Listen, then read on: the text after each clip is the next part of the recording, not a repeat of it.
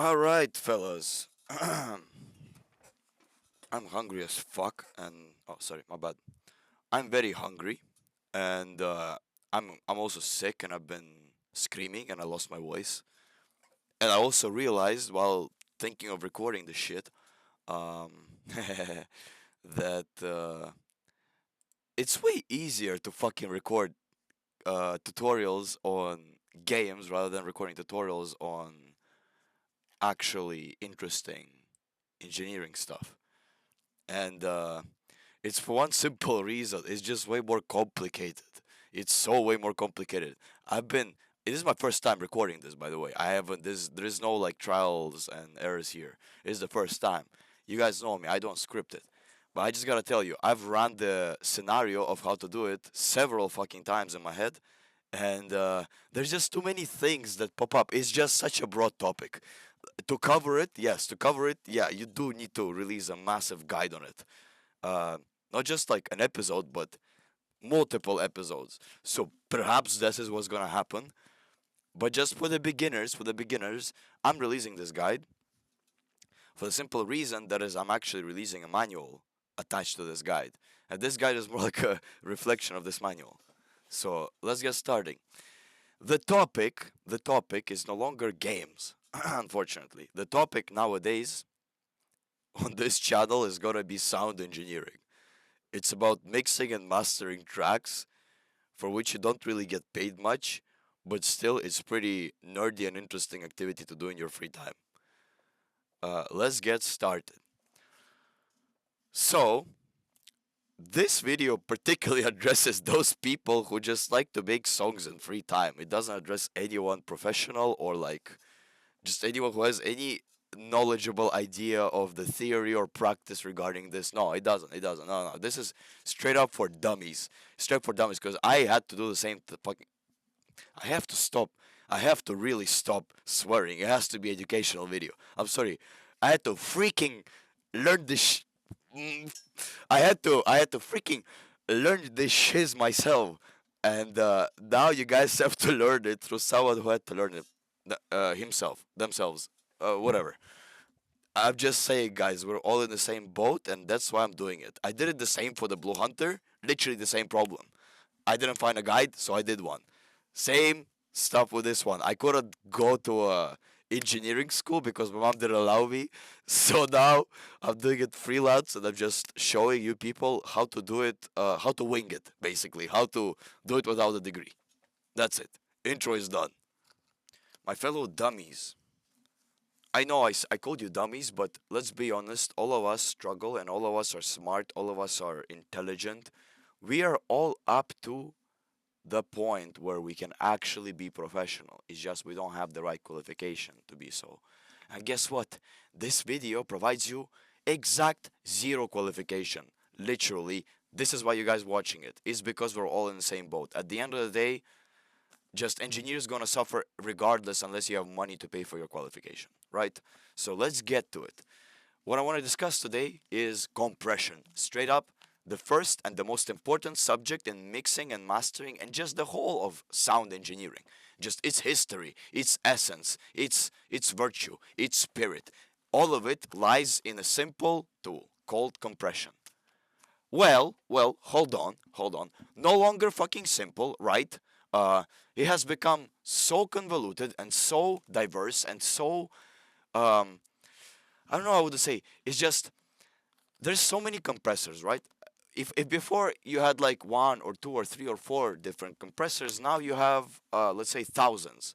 That's not just because there's tens to hundreds different compressors. No, that's because all of them are making love to each other really hard in form of really nerdy people who like to combine different effects and different profiles from different saturators, different compressors, different de-essers, together with other compressors, saturators, de-essers. And they make up some abominations which in reality sound extremely nice. They're extremely potent.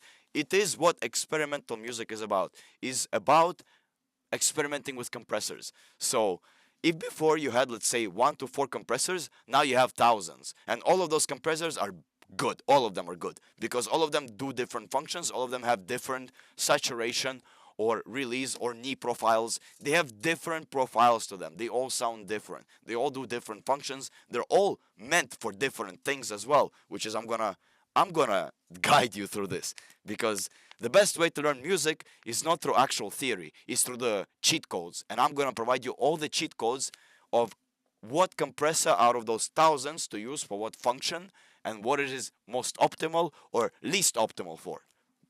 Trust me, I'm gonna provide you everything. Alright, gang. Just have a guess what I have here. That's right. That's the cheat codes I told you I'll provide, and I'm providing right now. So, a drum roll, please. Thank you. And the cheat codes are theory. Oh my god, theory? No way! Yes, guys, I just tricked you in fucking theory again. Unfortunately, for the sake of knowing how compressor works, right? The easiest way is to know how compressor works theoretically in just one video, which I'll probably just explain right now. um, and it starts with first three values that we have to learn, fundamental to every compressor, because almost every compressor either has them on the compressor itself or it is integrated into the compressor. There is no other way around it. It's the three values that every compressor has to have. It's threshold, knee, and ratio. So, how does threshold represent itself on a sound when you pass a sound through a compressor? Okay, so let's say we have here a signal, right? We have axes labeled by decibels, output, input on X, output on Y, from 150 to 0, from 150 to 0.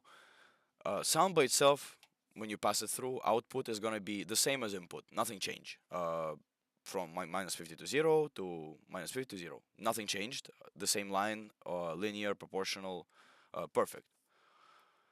Now you start tweaking your threshold, and let's say you set it at minus 25 dBs. Threshold, in most cases, in most modern cases, it will do nothing. Literally nothing changes. Literally nothing changes. So a signal just still passes. Threshold is there, which means kind of past the signal, it should start altering itself on the output section, but it doesn't do it. In most cases nowadays. In some rare cases, if you go back to like original compressors, threshold already acts with what I'm about to show you next, which is ratio. Sorry, gang, I have to urgently ingest a beer, but we're back. We're back. So ratio, right? As I said, on original compressors, on like very old compressors, you might not have a ratio knob. You might have just a threshold or like gain reduction, it would be called otherwise, or some type of input output gain. Maybe sometimes you have to push your input signal into compressor. Maybe threshold is already set as well. Maybe there's no threshold, right? Maybe there's no ratio. But if there is threshold, right, we're gonna start element by element. If there is threshold and there is a ratio knob, then that's how it applies. So we also understand what we have here. Come on, start. What we have here is actually 1 by 1 ratio, like no ratio, which means 1 by 1. The signal does not get altered whatsoever. It's altered 1 to 1 ratio, which is nothing. It's the same. It's the same signal. Yeah, you can see it. Yeah, this is 1 1 ratio. But as we start increasing ratio knob, if you have one, to let's say 1 2 1 4, this how approximately your ratio will start altering until it reaches like maybe this line, right, which becomes almost the same color red, which we like would assume maybe 1 to 50 or whatever other crazy ratio people come up with. But the more it reaches to being 0, the more it becomes a hard limiter. So threshold is no longer threshold, it's hard limiter. But until then is just a threshold, because limiter could be a completely different thing, which is also a threshold, but it is a ceiling. It is a complete ceiling. It is above which point nothing can go. So let's say if here if between this noise is still getting compressed, at this point it won't. That's just hard limiter. But before that, we are not even dealing with it. It's gonna be separate. We just have a threshold and ratio. Third value that really screws everything up, and for now, you'll get it immediately probably because you guys are smart. You have to understand that I'm not here to deliver this in a nerdy way. I'm here to explain it to you like a dummy because I am a dummy myself. Knee. A knee, like an actual knee, a knee that you can knee someone in the stomach with if they're trying to pick up your girlfriend or something, right? Or a knee that you give to a fighter in a kickboxing match or something, right? Same knee, same knee. Um, what knee does is basically, oh well, why it's called a knee? Simple, because where is it? Where is it? Where's my knee? Yeah, yeah, right there.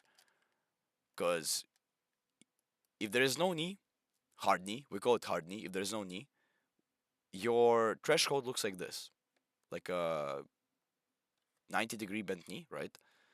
And then if it's a soft knee, the shin unbends itself around the knee. So that's why it's called knee. It's just because it has a shape of a knee, of a leg around the knee. And yeah. But okay, okay, let's just get back to this. Get back to this. Where is it? Where is it? Where is it? Oh yeah, right, right, right. So in all honesty, you don't need to understand how knee works because knee is very unique. This is why I keep telling you guys about profiles. Because honestly, most of this stuff is profiles, and even threshold and ratio have become profiles. Uh, but if you understand knee, just from the point that it bends, it adds a curvature to the signal, and it has a range of that curvature. So it doesn't just start after the threshold, it starts also before because it has to bend from a certain point into a certain point before it stops acting. It's basically another attack like profile to your compressor, and attack, hold, and decay and release we'll discuss literally after this. But just before this, just look at it. So let's say this one, if we correlate this ratio to like, I don't know, 1/8 or 1/16 that we had here, same ratio, right? You see what happens here? Compression starts just before the threshold when usually it tends to start after the threshold. And it has the same type of behavior that you would see release and attack have. So I would consider them to be very closely related, more like, second or third cousins, maybe even first cousins, but very closely related. They're kind of do similar function on compressor. They don't act as main compression elements, but they act as different profiles for different compressors. Each compressor might have a different unique attack, release, or knee, in this specific case, knee profile, because it's just the way the circuit is built, or it's the way the program has emulated the circle if you digitalize the analog plugin, right? So honestly, knee is just a parameter for color. If you have a knee knob, in most cases you would keep it on a hard knee, aka on zero. You do not activate it. You do not activate the knee, because that way your compression responds properly above the threshold. And the only two other profiles that you have to care about really is attack and release. But in this case, like, if yeah, you don't have to activate knee, but if you do, expect that it will do some similar type of curvature, and it will always, from compressor to compressor, for the most part, it will be different because they design it to be different. Uh, it's also designed for different functions. But yeah, it has a range. So if you consider it as a range, you would realize that knee is not just a set value. It's more like a time. I wouldn't say time. Yeah, it's just a range. It's just a range of compression that it takes. All right, but so you understand it even further, I have this very sweet graph. Where is it? Oh my god, I'm so lost in my own sauce. Uh, okay, let's just look at it. So, as I mentioned previously, right? Hard knee is zero. It is when you don't have any knee. This is how your usual threshold looks like. It doesn't start compression anywhere but the point at which you set it to start. So at this point, it is set around this. So again, those three peaks will pass through it, and you'll hear like distinct beep, beep, beep, aka a circuit is selling some signals back to the compressor. Um, with a soft knee, what happens is compression starts gradually earlier. So what you will notice is that the sound will start compressing not at 1/4 if we set a ratio at 1/4, right, for both of them. Here it starts compressing at 1/4 straight as it gets into the threshold. But here it starts compressing even before the threshold because it has a slope now. It doesn't have a sharp beginning. It has a slope. So it starts initially compressing at 1/1, at 1/2, at 1/3, depending on how strong the signal is. This is the strength of the signal, basically. If this how strong the signal is, you'll expect the ratio to change at 1 to 4 from 1 to 1 to 1 to 4 gradually over the time of this slope. That's it. There is nothing more complicated to knee. Of course there is, but I'm just trying to simplify it right now. But if you simplify it, this is all you need to know actually. The complicated stuff about the knee is memorizing what knee profile there is on each compressor because a lot of them have most of them have different profiles of your knee, and also a lot of them have different profiles of release and attack, which like attack especially kind of is impactful on the knee. So also a lot of them have different RMS or peak profiles, or like sum and max profiles, or like maybe I don't know, just some is just all different. You have to, that's the hard part about the knee. It's not the theoretical how it works, it's the mathematics behind each different type of knee on each different type of compressor, which you, in all honesty, do not need to know whatsoever. You just need to know how it works in order to, work with it. There's further three values that we need to acknowledge. I mean, there's more of them, but for now, these three values and the other three values, which is threshold, ratio, and knee, will basically make up your full idea of how does compressor behave. Um, we're gonna start with a simple enveloper, which is also kind of like, at least in logic, it is part of compressor, but I don't use it. Um, we start with simple envelope of a sound. What is an envelope of a sound? It's just how the sound reads itself when it passes a certain period of time. Basically, the dynamic development of a sound over time, from beginning to end, from inception to its demise. Uh, and most of the sound can be broken down in 2 to 3 steps, uh, which are attack, hold, and decay. If you kind of form lines along with the sound wave, you can get either attack decay or attack a bit of hold on top and decay depending on the sound, or perhaps you already heard about such thing as ADSR, which is a four-stage enveloper, which is just a more progressive version of this. It has wait, is it ADSR? ADS no, go. ADSR. Yeah, it is. Attack, decay, sustain, release. Yes, yes. So sustain, instead of hold, there is sustain, and instead of just decay, there is also release, which I'm gonna get to right now. Why there is release? Because release in itself is present in a waveform that you're analyzing. It is just a reverse of decay. If here the sound goes downward and it decays, what release does is the opposite. It just releases the sound back to its audible position.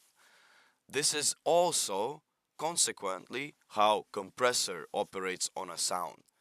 It just reads the opposite envelope of a sound sent to it by a compressor circuit. And now you might be asking, what is a compressor circuit? Ah, well, thank you for asking.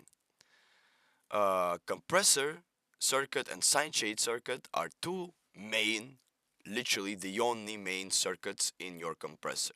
Compressor circuit does the compressing job. It's what you actually perceive by compressor. And sidechain circuit is just reading the envelope of a sound and sending the appropriate signal back to the compressor circuit in order for it to emulate the changes. But in reality, it's an envelope of a sound from bottom to up can be read as two circuits of a compressor, envelope of two circuits of a compressor, which is the compressor circuit, the main one, does the compression, and then sidechain, which basically reads what the noise is. Uh, I mean, also, if we like, I mean, this is just a bit off topic, I guess, but it works this way, right? If I just layer it identically at the point of inception, like if this was the waveform of a compressor, I think in reverse polarity we would just cancel the noise out completely. Because here it is cancelled, but here you see the peaks have to be reduced. We'll just almost completely cancel the noise out, and that's what compressor does. If you layer it in right positions, in right proportions, it cancels some noises out. It brings them down, or it completely removes them. Or in case of like plugins like de-esser, it could even go as far as to make a dent in your equalizer, so it removes it utterly. It just erases it from existence. That's what compressor does on your sound envelope. And you could just, you could simply replace sound and compressor with sidechain and compressor, because that's what it is. And now we can even continue from this attack called decay position, because it goes straight into the compressor sidechain circuit. So I got this little diagram I kind of labeled as a six step to sidechain, and I think it is a six step to sidechain, to be honest. Okay, so how it starts, right? So as I said, there are two circuits in your compressor, always two circuits. No matter what it says, what it tells you, like activate sidechain or not, sidechain is always activated. In fact, compressor wouldn't be doing its job if sidechain wasn't activated. For one simple reason. Let's say, when you set your red threshold on your noise, and it passes through like beep beep beep, gives three signals. It's not a compressor circuit that does that. It's the sidechain circuit. Basically, when you set a threshold on your compressor, you kind of set your threshold on a sidechain, literally just on a sidechain. And what sidechain does, it doesn't compress anything. No, as I said, threshold by itself does nothing. It does literally nothing. But what it does, it sends signals. So it goes like this: ping, ping, ping. Three signals, because we have three peaks above the threshold. Nothing else. It doesn't compress it. It reads full envelope of a sound, even with the right volume levels in decibels, right? It reads it perfectly. It basically creates an envelope of a sound in itself, so you can judge by it. And yeah, all the numbers are transposed, right? What happens after this, right? What happens when sidechain detects all these sounds? It sends equal signal to compressor. Well, kind of. By the way, it is no longer sidechain circuit. Hold on, it was never a sidechain circuit. That's right, because in reality, sidechain is just a detector circuit. Its original name is probably detector circuit because it detects where it needs to be nerfed, but it doesn't do anything. It doesn't do anything besides just detecting uh, waveform along the threshold above and below it. That's it. That's nothing else. What it does, it just sends the numbers back to compressor circuit. But hold on. It doesn't just send numbers, it sends numbers with another knob that we discussed earlier. Something that might be standing here and altering the way compressor would be receiving detector circuit. What could it be? Shit. There is some number that resembles a ratio that is very present on a compressor. What could it be? Oh, no way, it's ratio. Literally, it's ratio. What you perceive as ratio on a compressor is just the level of detector circuit sent to the level of compressor, and it would look something like this, basically, literally.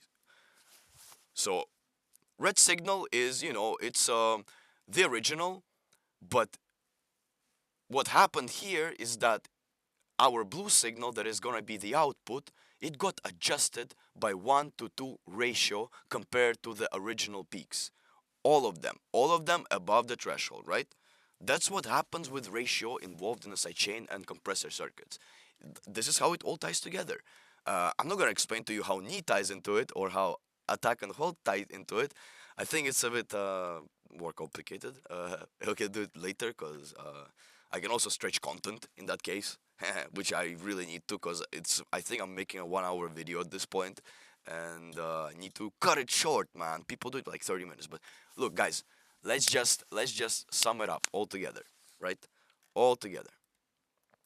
So you have an envelope of a sound, which has attack, hold, decay. It's a 3-stage envelope. It could be a 2-stage envelope, like attack and decay, or it could be a 4-stage envelope, like ADSR, which is attack, decay, sustain, release, right? It could be any of that, doesn't matter. What matters is compressor tries to mimic it, and by mimicking it, it removes in reverse polarity certain sounds that you don't want to hear, right? Just to roughly explain. Release and decay are the same. Hold and hold are the same. Attack, attack are the same. Everything here is the same. However, what is not the same is that now we can count sound envelope as just sidechain circuit and compressor as a compressor circuit, because that's what compressor is. It's made out of 2 circuits, always, 100%.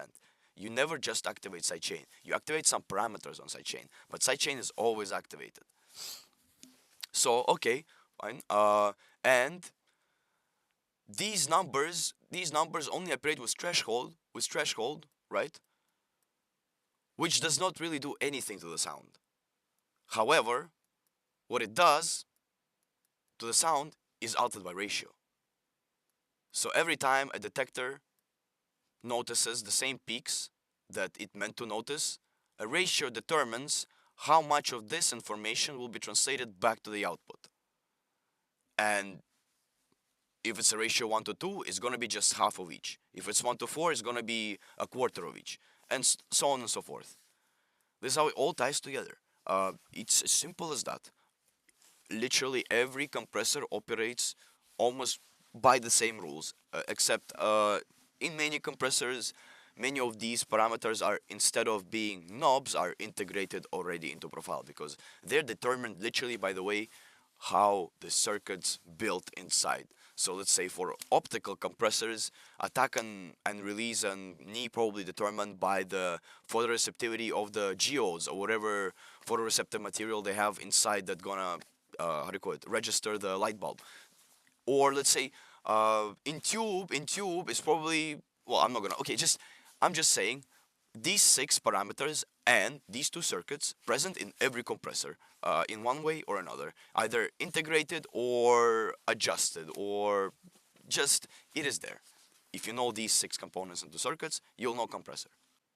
Alright gang, now we're getting to a more smart part of the video, the smarter part of the video, because I know I'm not the most capable to explain to you properly how compressor works, but I hope you understood some key things out of those 6 components and 2 circuits that I've told you about just now, that most of the compression that we are aiming for operates above threshold, right?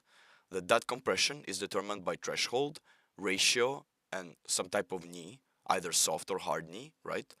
And also that compressor itself reads information through its sidechain circuit by utilizing envelope, which is in this case attack and release. We have these knobs here, yes? And then another 7th knob, which I did not really cover because it's not technically not part of a compressor, right? It is a makeup knob. It's just a makeup gain. It is just the makeup for output gain. Why it's not relevant? Because it does opposite of compression. It just makes up the compressed volume. You could make up this volume with automation. You could make up this volume with any other gain adjustment. You could make up this volume with just output gain. Honestly, makeup is irrelevant unless you just want to make up volume in the compressor itself, which I'll show you as well. So, remember what I said initially, right? When we were covering threshold. By itself, when we set a threshold, right? This is the threshold. When we set it like this, Boom. The sound doesn't change. Does the sound change here? Nope. Doesn't whatsoever. Mm. What changes the sound, right, is the ratio. And we covered the ratio of 1 to 1, which we have right here. Ratio of 1. No, nothing happens. And then up to ratio of 150, where it becomes a hard limiter, where nothing past the threshold passes. Almost nothing, basically. Uh, Easy to show you. Let's just go straight to a ratio of 50. Oh, what happened here? Damn. Damn, damn, damn. Yeah, it literally reduced itself. That's exactly what hard limiter is a ratio of 1 to 50. But then if we set a ratio of, let's say, we set a threshold somewhere where we can actually notice this ratio, let's say at these two peaks. Right, theoretically, if we set a ratio of 1 to 2, like I showed here, what we should get is, come on, man. What we should get is peaks reduced, everything above threshold, right? Everything above this line should get reduced by half if we set it to 2, right? Let's check it out. Yes, as you can notice, nothing here changed. Nothing below the line changed. Nothing. What changed is everything above threshold. And it changed roughly by 1 to 2. And it is also reflected by how much is reduced here on the sidechain circuit. This, you could take the red area as your sidechain circuit detection and your blue area as your output compressor response and your green area as your compressor input of the sound into sidechain, either internal or external, right? Internal is just what it is. It's just like we run a sound, we run a sound through compressor. That's it. External, if you wire some other sound to it, like a kick, let's say if you wanna make a pumping effect and you wanna wire kick to a melody and make melody cancel itself out every time kick pops out, it would be called external sidechain because kick is not present in that melody. You're not putting compressor on a kick, you're putting compressor on a melody and sidechaining it to a kick. So that's what external sidechain is. But in this case, what you're seeing right now here is how internal sidechain responds by reducing. It just shows you the amount of reduction. So in this case, it reduced by half. Let's say if we put ratio to 4, it's going to show you that it will reduce by 3/4 of the original sound. Boom. It's done. It's reduced it. There it is.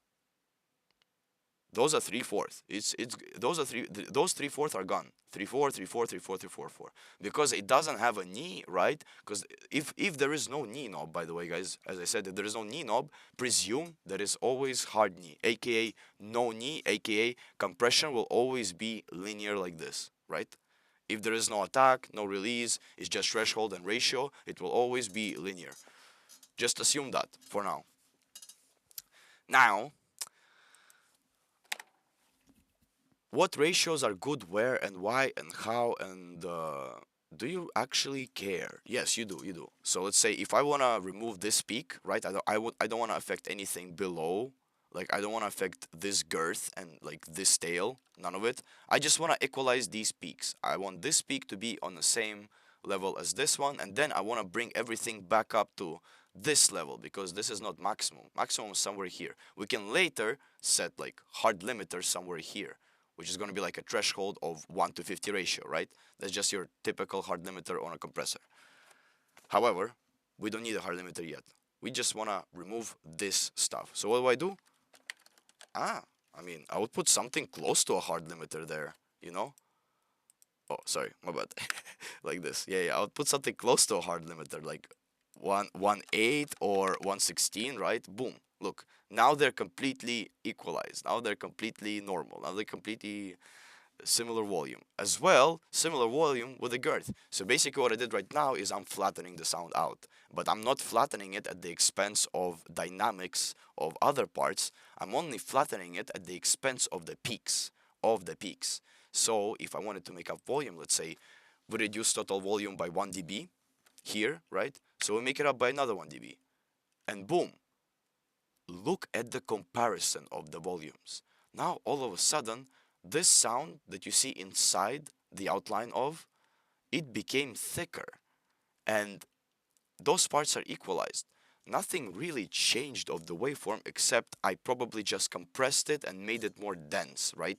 I made it a bit more dense and I expanded it a bit. And I can keep doing it as much as I want. If let's say I want to compress it even more, I would put threshold lower. You see? But then I would also raise the ratio because maybe I don't want it to be so flat, not so dense. Maybe this is like too dense already and I do this, right? Or maybe I want it to be extremely dense, but I want these transients to go through. I don't want my compressor to start immediately at the threshold because sometimes I want, let's say I have a snare that I want to pop out, or my vocals are like Michael Jackson, or my vocals are like fucking beatboxer, or it's just, I don't know, I have some plucky instrument, or I have something punchy, right? And I want those transients to come out here at the beginning. How can I make compressor take longer time to reduce this gain? By increasing the attack.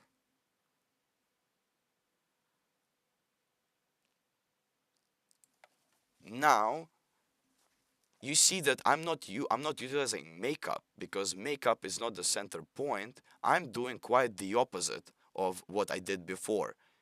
I I'm trying to expand the dynamic range actually. I'm trying to make it bigger. Usually you try to tame the dynamic range, but no, sometimes if you want to accentuate some noises, some sounds, some transients, it is always good to experiment with compressor. Do not always do it to reduce your dynamic range. I don't care the dynamic range is this big now. I don't care that it's bigger than before, right?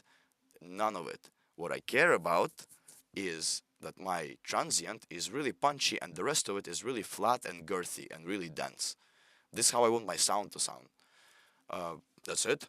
What release does is the opposite. If attack operates on the front end, release will determine if your compression keeps working after it's below the threshold.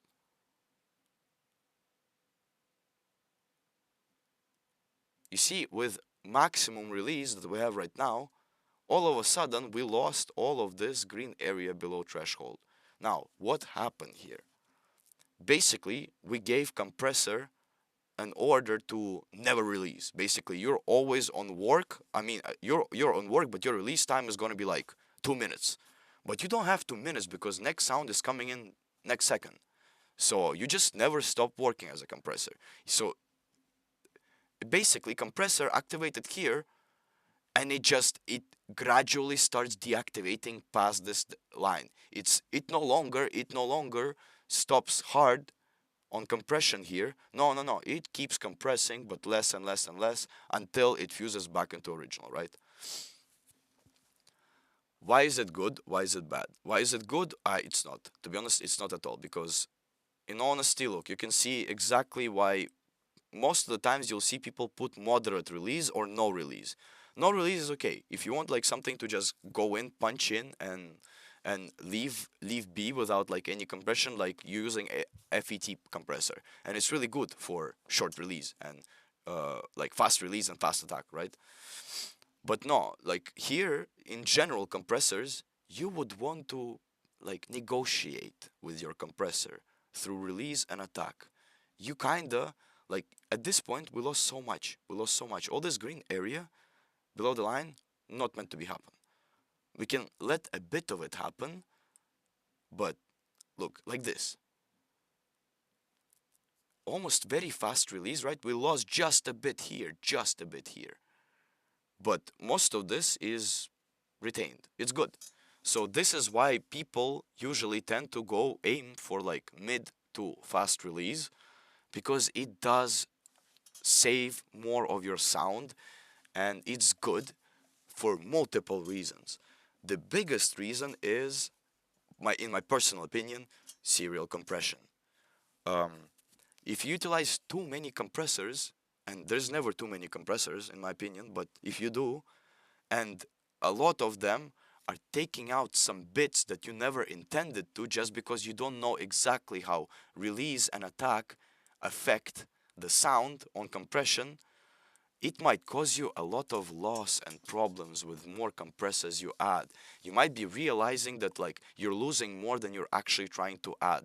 Because by thinning the sound out, you're not just trying to fit the sound into the mix or bring out its dynamics or shorten its dynamic range or maybe glue it together with some other stuff. No, you're not just trying to do that. You are trying to make it better. You're not trying to destroy the vocal. You're trying to use different profiles of different compressors with different functions and different results to make your end sound, the really bad compressed, small, eeny beeny, dense sound, you want it to still sound better than it used to. No matter if it is augmented to the point where it's like, I don't know, thin, like hair that thins out. It doesn't matter if it looks chic, it looks chic. You feel me?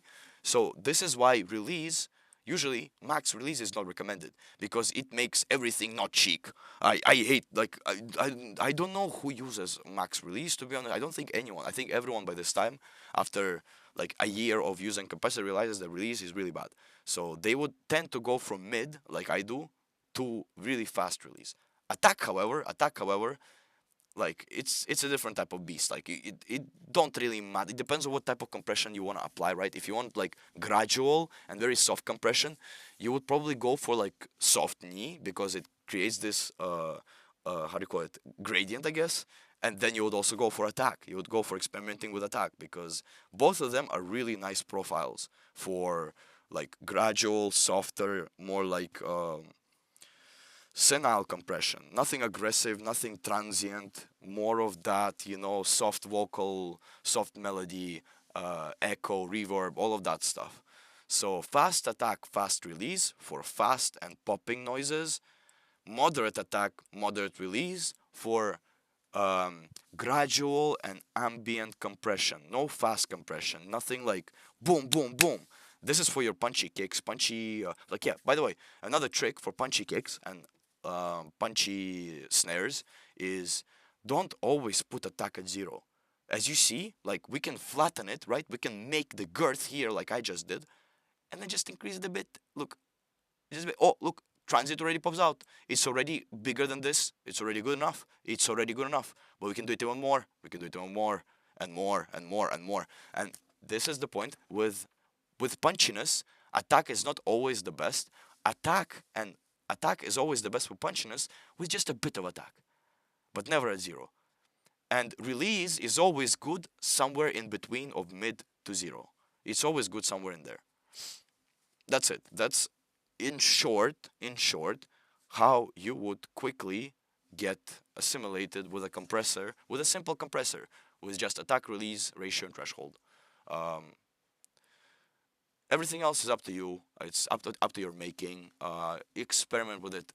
There is definite. I'll give you cheat codes for sure, but I need to cut this episode, guys. I mean, because also attack and release and ratio and threshold and the knee, they all respond to other sidechain circuit elements, which we have to cover later because it's really big. But I'll just foreshadow. It's basically max sum detection cycle and then RMS peak detection cycle, which are two different detection cycles. They do different things, detect different things, and they work extremely nicely with different knee attack and release profiles, and they also work really nicely with different type of circuits. Yeah, but it's a broad topic. We'll cover it later. For now, just get assimilated with this graph. You don't have to listen to me yapping every time. You can just get straight to this. Alright, gang, I'm sorry. We have to cut it short here because I've been yapping for too long and I need to stretch the video so I can get a bit more views on different videos. I can make it a series, right? Because I cannot just. It's already a. At this point, I'm giving you a compression course compressed so you can learn it as fast as possible. But, so you guys know all of it, I need at least another like 1 to 2 hours to explain you the topics that I'm about to foreshadow right now for the next 2 episodes, which are all of these neat things. You can already start Googling it if you want. Uh, do your homework before the class, right? And then I'll explain to you exactly how to work with all of this and how well it's just you'll see guys. I'll cook really nice way to combine this into a monster, combine this into one big compression monster, because I love using compressors, and I can literally use maybe 10 compressors on the same track and it will still sound pretty fire. I'm just saying, all of this is really fun if you engage with it, so start doing it before you even come to the next episode. All right, boys. See you later, alligators. Bye bye. Maybe subscribe. Maybe like leave a like or comment some shit, or maybe call me an idiot in the comments. Would be nice. Regardless, I think algorithm works in my favor regardless nowadays. All right. See you later.